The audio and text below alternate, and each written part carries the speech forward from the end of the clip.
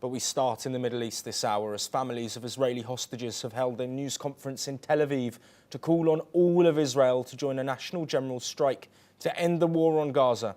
According to reports, family members urge citizens to put pressure on the Israeli government to secure a deal to bring back their loved ones who have been held by Hamas in Gaza since October the 7th, 2023. Thousands of businesses and individuals across the countries have joined the strike, which includes protests and acts of disruption across Israel. This action comes more than a week after Israel's Security Cabinet approved plans to capture Gaza City following 22 months of war that have reportedly created dire humanitarian conditions in the Palestinian territory. Let's now take a listen to what the hostage family members have had to say.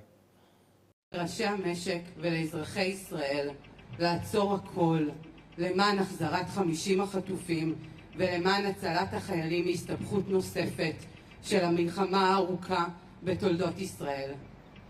ההתגייסות מלמטה למעלה מדהימה. אלפי חברות פרטיות לצד ההסתדרות יאפשרו לעובדיהם לעצור הכל ולהקדיש את כל היום למען היקרים שלנו. התמיכה העצומה מרגשת עד דמעות. אנחנו מרגישות שכולם מבינים שהמאבק הוא לא פרטי של המשפחות, אלא של כל עם ישראל. Well, this comes as several thousand protesters also rallied in New York City to protest starvation in Gaza. According to reports, this was the largest pro-Palestinian protest held in the city in recent months. The demonstration took place in front of the New York Public Library in Manhattan, next to Bryant Park. Well, joining us to discuss these developments with protests, not just in Israel, but as we've reported, across continents, Yossi Kapawasa, an Israeli intelligence and security expert who joins us live from Tel Aviv. As always, Yossi, it is a privilege to have you on the programme. Unrest in Israel, questions about further expansions in Gaza, of course, coming after news from Israel saying that Palestinians would be sent south as this operation in Gaza City gets underway. Has Benjamin Netanyahu got the support of the Israeli people?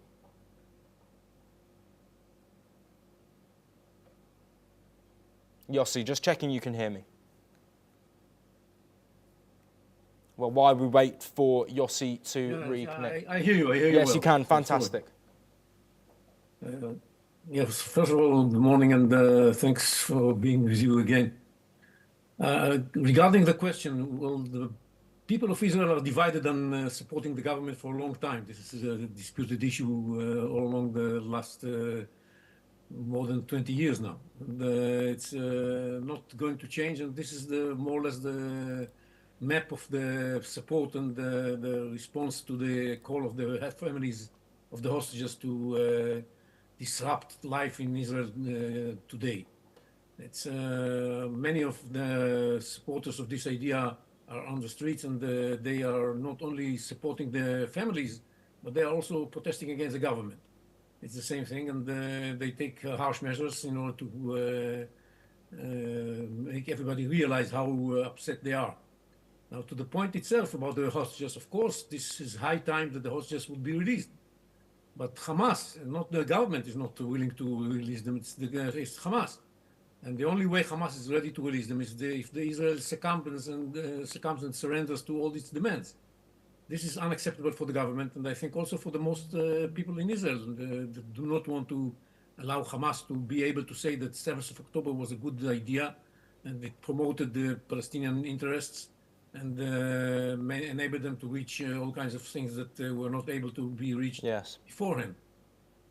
Yes, absolutely, Yossi. And of course, we can't forget in these moments the horrific attacks of October the 7th, 2023, which did spark this war. Of course, questions since about how Israel has conducted themselves within Gaza is a discussion that will continue to take place. But I do want to focus on the hostages. Of course, families of hostages, around 50 still being held, both dead and alive, within the Gaza Strip. Is this move from Benjamin Netanyahu expanding the offensive to cross into Gaza City? Is this an acknowledgement that the lives of the hostages that are still living, of course, could be put at risk? And do you think this is why we're seeing so much action from certain Israelis over the war, calling for an end to the conflict and a hostage deal? Well, there's no doubt that the decision to take over Gaza Strip, the entire Gaza Strip, including Gaza City, is putting the hostages in greater danger. But they were all the time under a lot of danger, and we saw the video clips of the remaining hostages, the living hostages, that were so horrendous that you know that they are in danger with or without this decision. And the point in the government's decision is that it seems that only if you are ready to take over the Gaza Strip, you can put enough pressure on Hamas to show some flexibility and to be ready to make some concessions. Because otherwise, they believe that Israel is never going to take over the Gaza Strip. They are all going to stay in power anyhow. And they will be able to say that the 7th of October was a good idea and try to prepare themselves to carry out another 7th of October. So it's the logic of the government is that you have to make Hamas realize that this assumption is wrong if you want to make them ready to accept a deal. And Yes. the fact of the matter is that this logic of the government this does prove a little bit true, because right after the decision to take over Gaza, Hamas has changed its policies and now is sending delegations to Egypt with a more flexible position, and there is an assessment of the people who are in charge of in Israel, who are in charge of assessing Hamas position, that they are now more ready to make compromises. So it seems that this way of action is bearing fruit. Yes, and Yossi, we only have around a minute or so left, but of course protests also in the US.